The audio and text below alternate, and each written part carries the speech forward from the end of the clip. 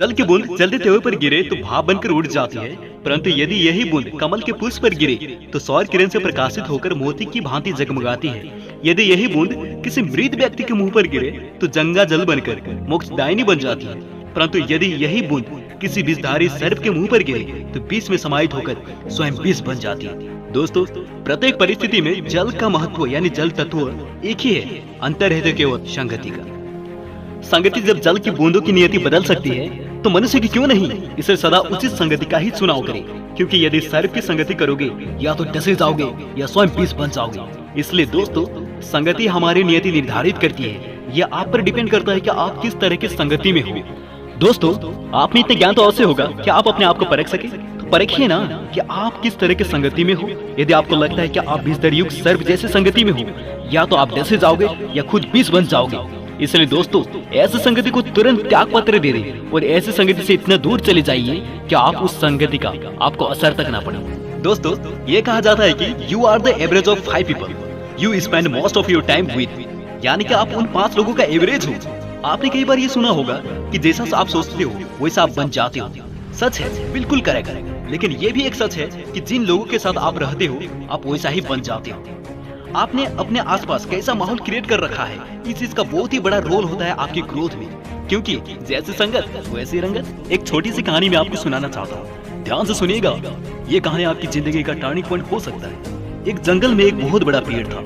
उस पेड़ पर एक बाज ने घोंसला बना रखा था और उसी पेड़ के ठीक नीचे एक मुर्गी ने अंडे दे रखे थे। एक दिन उस बाज का अंडा नीचे गिरा और गिरकर उन मुर्गियों के अंडों के साथ जाकर मिल गया।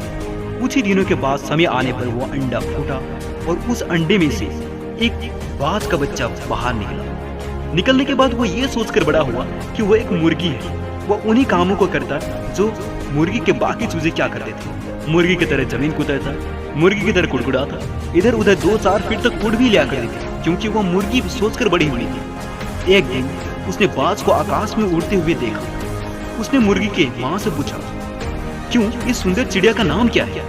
तब मुर्गी ने जवाब दिया कि वो एक बाज है, तुम उसकी तरह नहीं उड़ सकती हो क्योंकि तुम मुर्गी हो। अब वो बाकी की पूरी जिंदगी मुर्गी की तरह बिताता और उसे इस बात का अंदाजा तक नहीं लगता कि वह पक्षियों का राजा बाज है। दोस्तों, कई बार हम भी अपने अंदर के बाज को मार देते हैं मुर्गियों के बीच में रहकर। हम भी उस अंडे की तरह गलत एनवायरनमेंट में एंटर कर जाते हैं, एक नेगेटिव माहौल में, और छोटी सोच वाली मुर्गियों के साथ रहते हैं, और इसी कारण हम अपने अंदर के बाज को कभी जगा नहीं पाते हैं।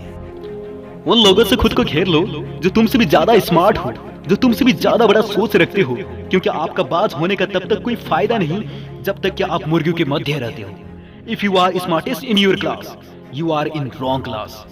अगर आप अपने से कम नॉलेज, अपने से कम एक्सपीरियंस वाले लोगों के साथ रहोगे तो आप उस ग्रुप में स्मार्ट तो रहोगे, लेकिन आपकी ग्रोथ कभी नहीं होगी। अगर आप ऐसे ग्रुप में हो तो आप गलत ग्रुप में हो। अपना ग्रुप चेंज कर दो और ऐसे ग्रुप में एंटर करो जहां पर आप सबसे बड़े मूर्ख हो। भले ही आप उस ग्रुप में सबसे बड़े मूर्ख रहोगे, लेकिन उसी ग्रुप में सबसे ज्यादा ग्रोथ किसी की होगी तो वो आप होंगे। हम इंसान पानी की तरह होते हैं। पानी को अगर दूध में मिलाएंगे तो दूध बन जाएगा, शराब में मिलाएंगे तो शराब बन जाएगा, और गंदे नाली में मिलाएंगे तो गंदे नाले का पानी बन जाएगा। जहां मिलोगे वैसा ही बनोगे, जिसके साथ रहोगे वैसा ही बन जाओगे। एक लोहे के टुकड़े को अगर पत्थर के साथ बांधा जाए तो वो बाल्टी भर पानी में भी डूब जाएगा। यदि उसी लोहे के टुकड़े को लकड़ी के साथ बांधा जाए तो वो विशाल समुद्र में भी तैरेगा।